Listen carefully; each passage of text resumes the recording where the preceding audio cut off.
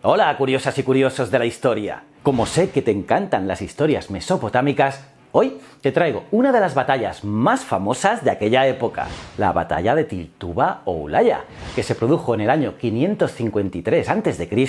entre los pueblos asirios y elamitas. Una batalla tremenda que forma parte de nuestra historia más antigua. Ya ves que, como siempre, te traigo un vídeo muy interesante y curioso. Además, en este también me ha ayudado en el guión el historiador Antonio Cobo, experto en historia antigua. Y como te digo, vas a flipar con esta historia. Y si quieres estar al tanto de todos los vídeos que cuelgo cada semana, suscríbete y dale a la campanita. Soy JJ Priego, esto es Historias de la Historia, y aquí se cuenta la historia de otra forma. ¿Quieres saber más? Acompáñame.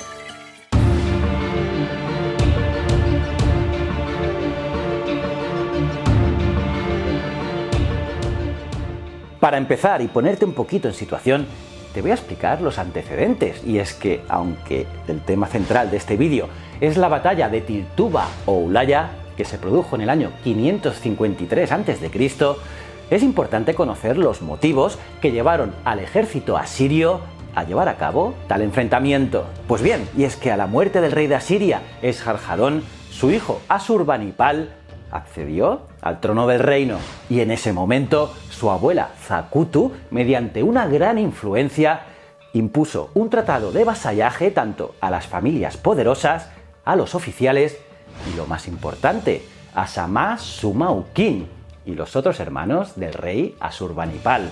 De esta manera, Shamash-shuma-ukin sería puesto en el trono de Babilonia, aunque, eso sí, sometido al gobierno de su hermano Asurbanipal en Asiria. Y aunque Shamash-shuma-ukin se aliaría en el año 652 con los elamitas para atacar a su hermano, hasta ese año las relaciones entre ambos eran bastante buenas, habiendo referencias amistosas entre ellos en las inscripciones. Además, ojo, las relaciones de Asiria con Elam también eran buenas durante los primeros años del reinado de Asurbanipal. Y esto es debido a que su padre Esarhadón había hecho anteriormente un tratado de paz con el rey Urtak, el que era entonces rey de Elam. Un ejemplo lo tenemos cuando hubo una escasez de alimento en el territorio elamita durante esa época, y Asiria, como territorio amigo, acogió a refugiados hasta que el territorio volviera a producir grano suficiente. Pero en el año 664 a.C., cuando Asurbanipal llevaba 4 años reinando,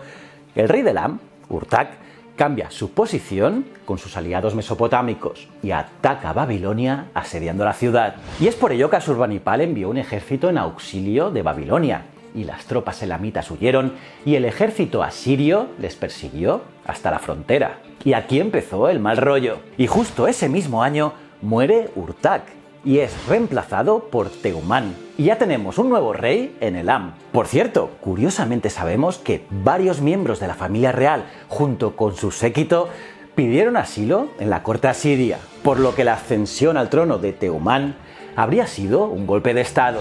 Y en los aproximadamente 10 años siguientes y antes de la batalla de Ulaya, las relaciones entre Asiria y el Elam se deterioraron todavía más, entre otras cosas porque los exiliados de Elam seguían bajo la protección de Asiria. Y finalmente, Teumán toma las armas en el año 653 a.C. y lleva su ejército desde Susa hasta Der, y empieza la gran batalla de Ulaya, una batalla que se saldó con la victoria de los asirios contra los elamitas. Vaya spoiler, ¿no? Bueno, han pasado más de 2000 años, o sea que no sé si considerarlo un spoiler. Bueno, voy a explicarla un pelín, y es que aunque la mayor parte del ejército asirio estaba compuesto por levas, es decir, gente reclutada obligatoriamente, también había tropas fijas como la Guardia Real o el ejército de caballería, unas tropas que eran muy veloces y que estaban estacionadas en fortalezas preparadas para actuar en cualquier momento. Piensa curioso que en los anales de Esarhadón se deja claro, bastante claro, que los gobernantes locales tendrían tropas a su cuidado y estarían también listas para actuar cuando el rey lo quisiera. Además, aparte de las raciones de campaña de la cual los soldados disponían, esos gobernantes debían abastecer a las tropas si éstas pasaban por su territorio mientras se dirigían a la guerra. Estas características dotarían al ejército asirio de una respuesta rápida en caso de conflicto. Pues bien, los planes de la campaña militar debieron de ser trazados por el alto mando asirio en el Ekal Masarti, o lo que es lo mismo, el centro de mando, que se decantó por armar un único ejército de gran potencia que les permitiera una victoria rápida, obligando a los elamitas a refugiarse en las ciudades y separándolos de sus territorios aliados, y finalmente llevar la batalla al centro de su territorio cerca de la ciudad de Susa. Por su parte, Teumán reaccionó trasladando a su ejército entre las dos orillas del río Ulaya, que aparentemente era un lugar ventajoso ya que impediría una obra de envolvimiento por parte del enemigo asirio. Pero no obstante, la retirada a este lugar habría sido obra de una improvisación, por lo que la ventaja estratégica se había puesto del lado asirio. Y finalmente los asirios y elamitas entablaron la batalla. Y curiosamente este enfrentamiento aparece reflejado en 3 losas de la habitación 23 de la zona suroeste del palacio de Nínive. Por cierto, Nínive fue una importante ciudad asiria dentro de la actual Mosul en Irak. Pues bien, la estrategia de asalto asiria en general se basaba en un ataque que combinaba un ejército central y un flanco derecho e izquierdo. El centro estaba compuesto por un grupo de infantería sólida, mientras que en los flancos estaba la caballería que tenía como objetivo envolver al enemigo. En el flanco del ejército asirio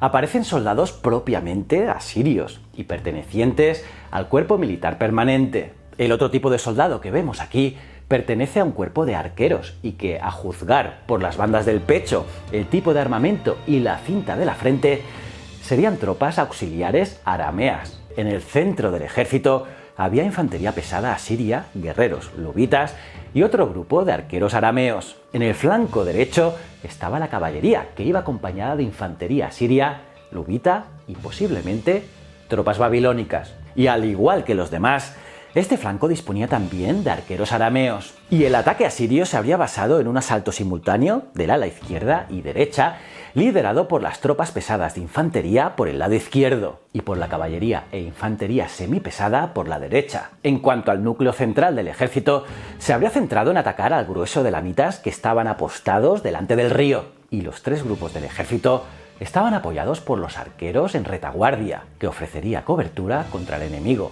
Y mientras el ala izquierda y central atacaban a los soldados elamitas, el flanco derecho, liderado por la caballería, cargó contra el ala derecha enemiga, arrollando a las tropas y ocupando su posición, lo que ocasionó una huida masiva de los elamitas por el único flanco por el cual tenían vía libre, que era el izquierdo. Y la retirada se terminaría convirtiendo en una masacre en donde los soldados asirios hicieron una matanza con las tropas en huida y llenando el río de cadáveres. Y aunque muchos soldados elamitas encontraron la muerte en aquella batalla, no puedo olvidarme del detalle más importante, que fue, sin duda, la muerte de Teumán y su hijo. La escena sobre cómo ocurrió tal evento también aparece reflejada en las losas de la habitación 23 del palacio de Nínive. La historia empezaría desde la izquierda para ser leída hacia la derecha.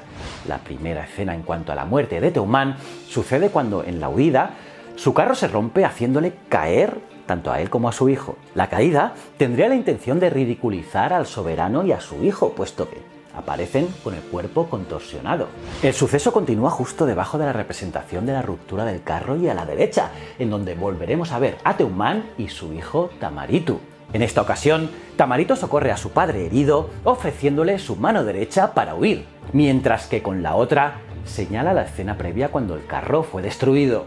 Esto es un elemento del autor que muestra la causa de ese hecho y una secuencia temporal. Y la historia continúa en la próxima losa. Teumán y Tamaritu aparecen rodeados finalmente por las tropas asirias y, según la inscripción de arriba, indica a su hijo que utilice el arco contra sus agresores. Y en la misma losa aparece también la muerte de padre e hijo. En la representación vemos como el rey es golpeado con una maza por un soldado, y como indica la descripción de arriba de la escena, acabaría decapitado junto a su hijo. Esta escena en donde Teumán y su hijo son decapitados también responde a esa fórmula asiria de hacer narraciones continuas. Esto se vería en la representación de Tamaritu decapitado encima de su padre.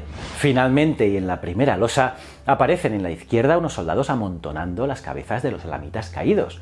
Y si os fijáis bien, dos de ellos portan la cabeza de Teumman y su hijo Tamaritu. El desenlace final aparece en la izquierda de la parte superior de la misma losa, donde un soldado montado en carro transporta las cabezas de ambos soberanos y las lleva hacia el territorio asirio.